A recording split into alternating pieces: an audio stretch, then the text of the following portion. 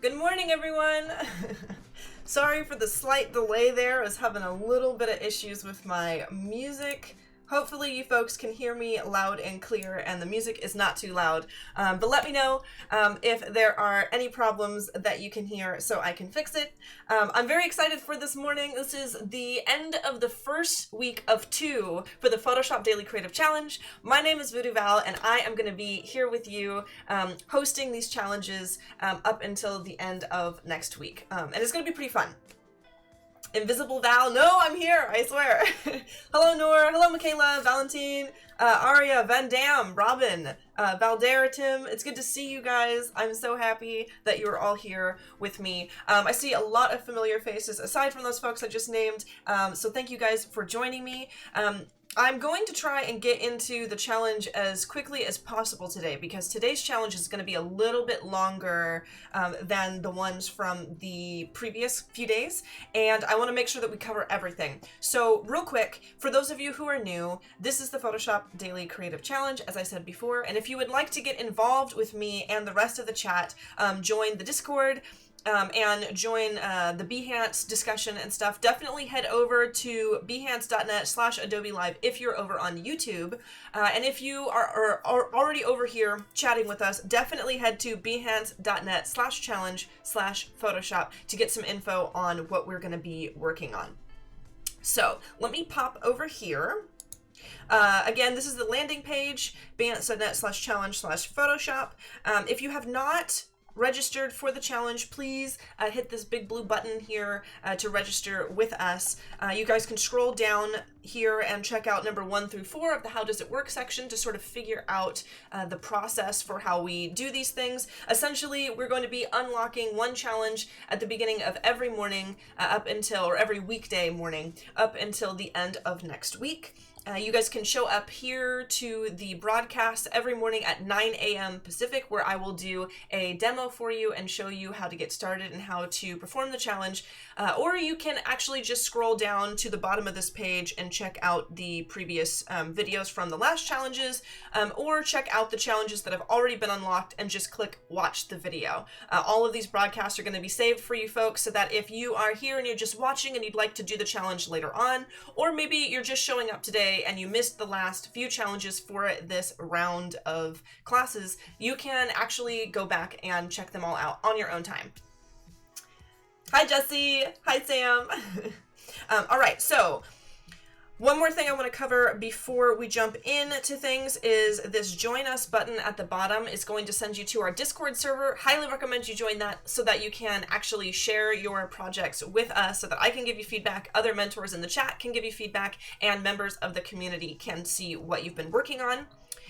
Let me click the Join Us button real quick. So it'll bring up this Discord page where you will be able to either continue to Discord if you're already familiar with the app and you have it downloaded on your desktop, or you can just open our Discord in your web browser, which is totally fine too. And once you do that, you will see this, not Photoshop, you will see this. And you can dump your challenge entry into the current challenge page, which I will bump myself over here so that I'm not blocking anything from you guys. Let's see. There we go.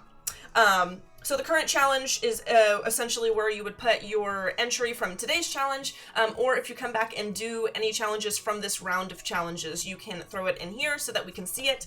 If you go back and do any past challenges, you can put it in the past challenge segment, or if you just have some cool personal projects that you're working on that you need feedback on, you can actually put it in the Design Other channel here and get some feedback on your work, which is super cool. All right, so without further ado, let's jump into the challenge. If I have some time afterwards, I definitely want to come back and go through all of these wonderful submissions that you guys have been putting in here. I'm super impressed with everyone's work over the last few days. You guys have done a phenomenal job, and I definitely want to highlight you guys and some of these epic pieces that you have done. So let me page this down. What we're going to be working on today, as you saw on the landing page, is, let me actually pull that up so we can read exactly what it says. It says, combine and edit images to create a surreal landscape. Use techniques from challenges 1 through 3, such as color replace and content-aware fill. So, as I said at the beginning of these challenges during the intro day, One thing I've noticed sometimes is that a lot of people in the Discord will use a tool that they've never used before for the challenges, and once that challenge is over, then they never really revisit that tool because it's kind of super far out of their workflow, or they're still not quite familiar with it and they need a little bit more practice. So we're going to be doing compositing today, which technically is new, but I'm going to try and use some of the stuff from our previous challenges in a new way to show you guys how you can adapt those tools into your workflow, even if those are not things that you typically use for your projects. So I'm going to do like a 80s retro wave landscape, but the first thing we're going to do actually is we're going to get into some content aware fill and some patch tool to make sure that I have the assets that I need properly prepared. So I'm going to come up here into, I've got my libraries right behind me back here, and I'm going to open up a sky texture real quick that I want to change up for use with this project. So this is pretty cool. It's kind of like a surreal spacescape, but I'm only going to be using about half of this image, and the stars here, while really beautiful, are not actually what I'm looking for this particular piece. So what I'm going to do real quick is I'm going to unlock this. I'm going to hit L on my keyboard to grab my lasso tool, and I'm going to select around these super large stars because I'd like to get rid of them, but also blend them into the canvas really well. I'm going to hold Alt and subtract from the selection so that this smaller star stays in there. And then I'm going to come over here and I'm going to go to Edit, and I'm going to scroll down to Content Aware Fill. Remember, if you're not selected on a portion of the project yet, then Content Aware Fill will be ghosted out. So make sure you do your selection for what you want to change first. Otherwise, this will not work. So I'm going to hit Content Aware Fill. I'm going to zoom out here so you can see. And this actually worked perfectly right off the bat. As you can see in my little preview window, it did take away all of these big guys here, and it did blend in that spacescape very, very nicely. If it doesn't blend in super nicely right off the bat for you, remember, you can actually come over here with the subtract selection tool, and you can subtract away from this green where it's actually sampling from, or you can hold Alt to add selection back and kind of get things to exactly where you want them. You can also come over here, maybe I'll bump myself over to the other side so I'm not blocking things. You can also come over here to output to new layer, current layer, or duplicate layer, depending on which you prefer for your project. I'm going to do new layer. That's what I always do, just so that I don't destroy the layer that is the original design. And then you can do, you can move into color adaptation, rotation adaptation, to kind of change how everything retextures in this piece. It's totally up to you how you do this. I'm going to leave them alone for now because this actually looks pretty good the way I have it. So I'm going to say, okay. And then as you can see, I have this new piece that I can hide and unhide that basically shows my new layer. Now, I'm going to group these together by clicking on the topmost layer I want to select, holding Shift and clicking the bottommost layer, and then doing Control G to group them together. I'm going to duplicate with Control J, and then I'm going to say Control E so that I can link them, or to merge them together so I have one layer on top of this group where nothing is destroyed. I'm going to say Control D, or just click on my canvas to deselect. And then I'm going to mess with this a little bit too, because I'm not quite done with this. I'm going to call this Sky as well, just so that I keep everything organized. And I'm going to come over here with the patch tool. You can either select it from your toolbar here, or you can press J on your keyboard. And I'm going to actually grab some random points here, and I am going to add more of these stars around, because like I said, in my piece that I'm going to be making today, the topmost part of this piece is actually what is going to be showing the most. So I want to make sure that it's populated with a lot of really cool details, so that my piece looks super cool.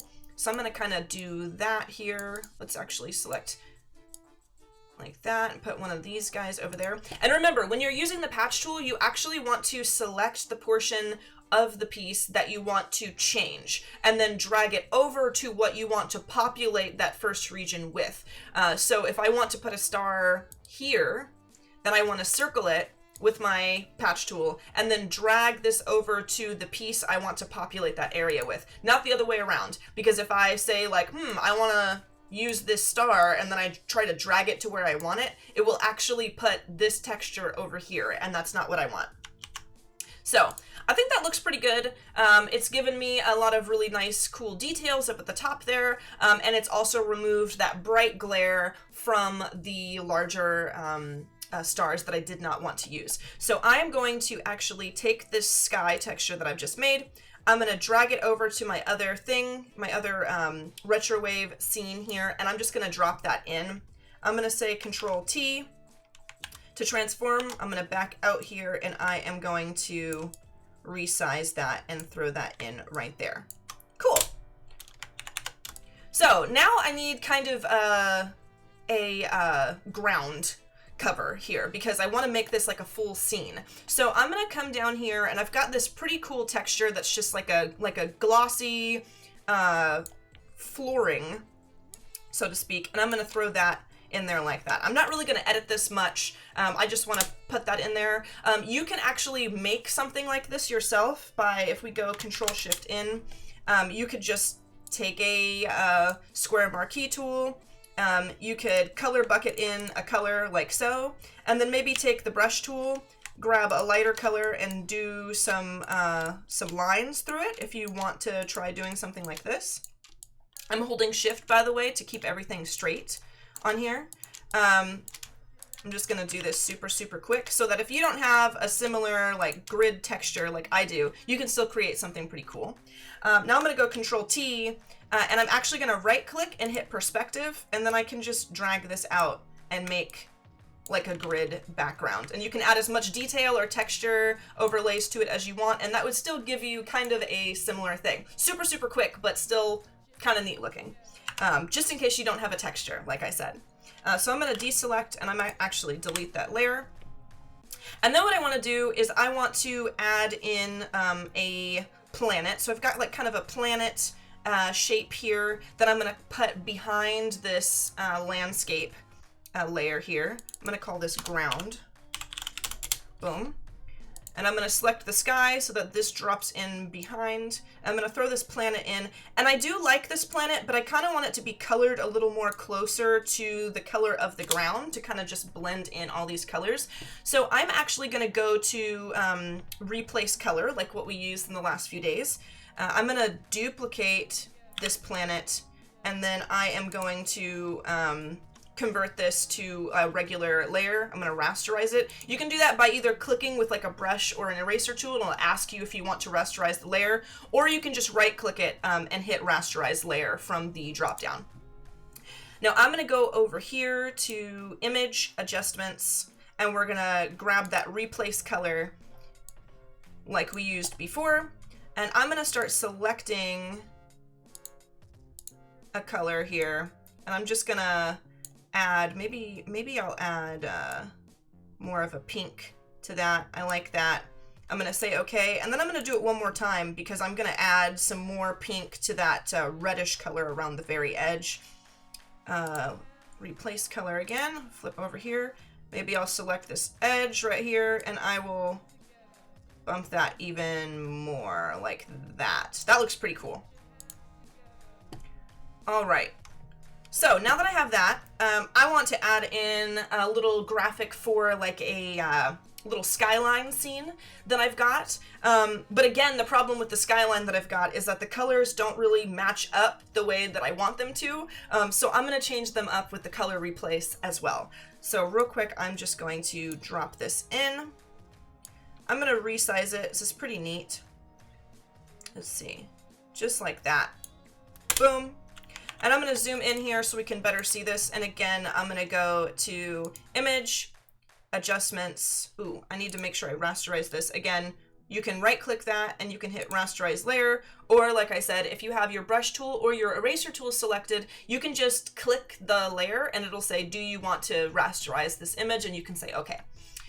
So again, image, adjustments, replace color. And I'm going to replace a few of the colors that are in this piece. So I'm going to go first for this nice pink that they have here.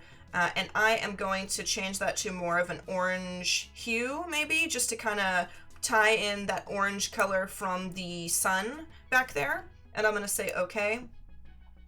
And then I'm also going to do that again. And I'm going to select this kind of navy blue color in the buildings here. And I'm going to change that to more of a purple, if I could. Yeah, there we go. You can see everything's starting to kind of blend together, look a little more cohesive. There we go. And then I'm going to do it one more time, and I'm going to grab that light blue color, even though it looks pretty cool. And I'm going to change it just slightly, because I do like it, but I do want to just, let's see, make it maybe, you know, I actually like the blue. Maybe I will leave the blue. I don't see it many places aside from the stars in the background, but maybe that's a good thing. So I'll just leave it as is. So now we've got our little city back there, and it's matching our colors a little bit better. I might even come back to this planet and change this yellow on the planet to more of a warm orange. So let's go image, adjustments again, replace color. I'll sample from here. And then let's just saturate this.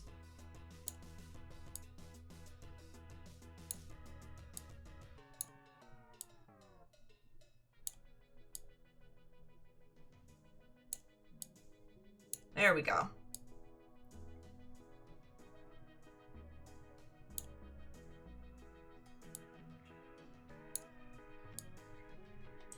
I want it slightly more orange. There we go. We can even add the add to sample, use the add to sample tool and select some more areas here. There we go. There we go. That's what I want. Let's brighten this just slightly. Okay. And I might do it one more time to edit that pink just a little bit. And you can kind of play around. It's kind of maybe a different sort of way to do all of this stuff. But I found that I really quite like editing the colors this way. Normally, if I was doing an illustration or if I was painting or something, I would not really have this kind of accuracy because I'd be sketching with the brush tool, which is great. Maybe even using the gradient tool. Another thing we could do too is use a gradient map. Maybe we can try that out because gradient maps are fun. Let's see. Let's go to adjustments, gradient map. Let me drag my gradient map thing down here. This is another way that you could do it. But I kind of like using these tools because it's a little more accurate than simply painting onto a piece. So let's double click. Actually, let's do this. Before I do this, actually, let's maybe go back a little bit so that I have like more of that gradient there. Or maybe we could even use the original one here and do the gradient map on that. Let's do that because it's a little more smooth before I've edited it. But it's kind of a nice way to get like a very accurate color correction rather than sketching around and just kind of testing stuff out, which can be fun. But this is just kind of an alternative way to do things, which is pretty cool. So I'm going to change this color to more of a pink, maybe if I could, like so. Maybe make it a little bit brighter like that. And then I'm actually going to brighten this orange here. There we go. Let's maybe bump this up like that.